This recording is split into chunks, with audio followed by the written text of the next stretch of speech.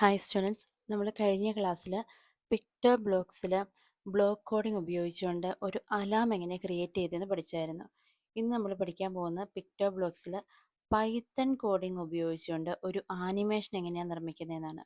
നമ്മൾ ഈ Python coding ഒക്കെ കൊടുത്തതിന് ശേഷം റൺ ചെയ്യുമ്പം ഇവിടെ നിൽക്കുന്ന ഈ കുട്ടിയുണ്ടല്ലോ, റൺ ചെയ്യുമ്പോൾ ഈ കുട്ടി ഈ വാട്ടർ ഡിസ്പെൻസറിൻ്റെ അടുത്തേക്ക് മൂവ് ചെയ്യണം. അങ്ങനെ ഒരു ആനിമേഷനാണ് നമുക്കിന്ന് ക്രിയേറ്റ് ചെയ്യാനുള്ളത്. ആദ്യം തന്നെ നമുക്ക് ഷോ ആപ്ലിക്കേഷൻസിൽ പിക്ടോ ബ്ലോക്സ് എടുക്കാം.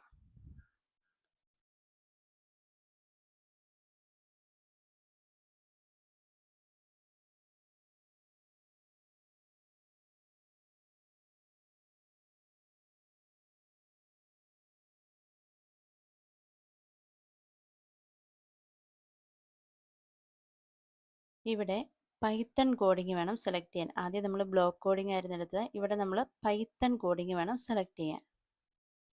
പൈത്തൺ കോഡിംഗ് എടുത്തു. അപ്പോൾ അതേ നമ്മൾ കഴിഞ്ഞ ദിവസം കണ്ട പോലെ തന്നെ ഈ ടോബിയെ നമുക്ക് ആവശ്യമില്ല, ഇത് ഡിലീറ്റ് ചെയ്യുന്നു. ഡിലീറ്റ് ചെയ്തിട്ട് നമുക്ക് ആദ്യം ഈ ഒരു ബാക്ക്ഗ്രൗണ്ടാണ് നമുക്ക് വേണ്ടത് അല്ലേ, അത് നമുക്ക് സെറ്റ് ചെയ്യണം. അതിനായിട്ട് നമ്മൾ കഴിഞ്ഞ ക്ലാസ്സിൽ പഠിച്ചായിരുന്നു അല്ലേ, ചൂസ് എ ബാക്ക് ഡ്രോപ്പ്.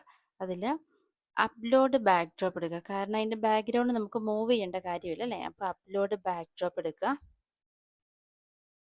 ഇവിടെ സ്കൂൾ റിസോഴ്സസിൽ ക്ലാസ് 9 അലാം ക്ലോക്ക് എന്നുള്ള ഫോൾഡറിൽ പൈത്തൺ ആനിമേഷൻ എന്നുള്ള ഫോൾഡർ എടുക്കണം. അവിടെ നിന്ന് backdrop.jpg ഇത് വേണം ഓപ്പൺ ചെയ്യാനായിട്ട്.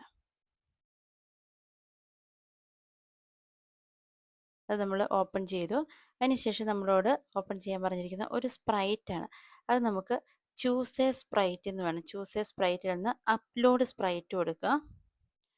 അപ്ലോഡ് സ്പ്രൈറ്റിൽ നിന്ന് ഡിസ്പെൻസർ, ഈ dispenser.png വേണം നമുക്ക് ഓപ്പൺ ചെയ്യാനായിട്ട്. അത് ഓപ്പൺ ചെയ്യുന്നു. എന്നിട്ട് ഇതിൻ്റെ സൈസ് നമുക്ക് കുറച്ച് കൊടുക്കാം.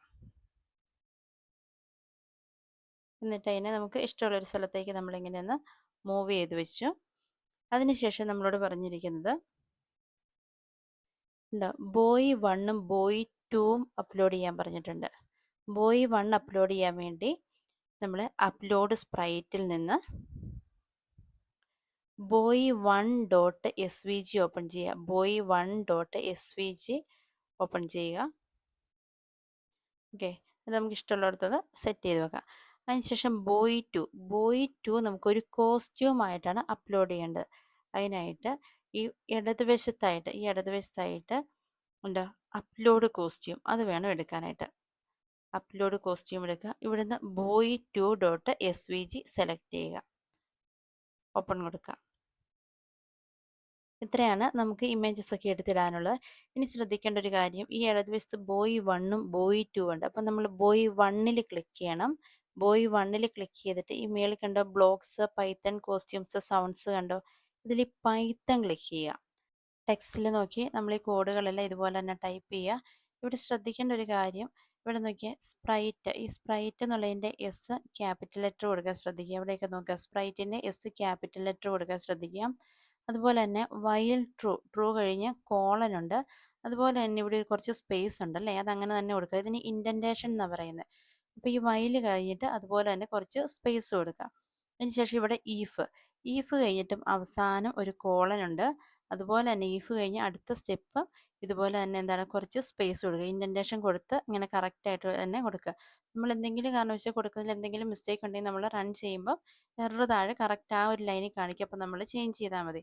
ഇനി നമ്മളിത് റൺ ചെയ്യുമ്പം ഈ കുട്ടി ഇങ്ങനെ മൂവ് ചെയ്ത് ഇങ്ങോട്ട് വരുന്നു. ഇവിടെ വന്നു കഴിയുമ്പം drinking water is important during hot weather എന്നുള്ള ഒരു മെസ്സേജ് ഡിസ്പ്ലേ ചെയ്യണം. അതിനുള്ള ഒരു പൈത്തൺ കോഡാണ് ഇത്. ഇനി ഇത് നമുക്ക് റൺ ചെയ്യണം. റൺ ചെയ്യാനായിട്ട് താഴെ ഒരു റൺ ബട്ടൺ ഉണ്ട്. അപ്പോൾ നമ്മൾ കൊടുത്തിരിക്കുന്ന കോഡൊക്കെ കറക്റ്റ് ആണെങ്കിൽ റൺ ചെയ്യുമ്പോൾ അത് കറക്റ്റായിട്ട് വർക്ക് ചെയ്യും. ഈ ബട്ടണിലൊന്ന് ക്ലിക്ക് ചെയ്യുക.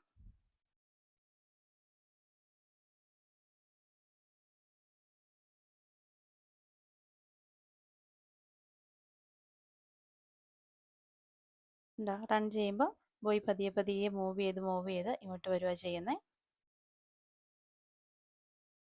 ഇവിടെ സ്റ്റെപ്സ് ഈസ് ഈക്വൽ ടു 1 അല്ലേ, അത് ബോയ്ക്ക് മൂവ് ചെയ്യാൻ വേണ്ടിയുള്ള ഒരു സ്റ്റെപ്പാണിത്. Steps is equal to 1.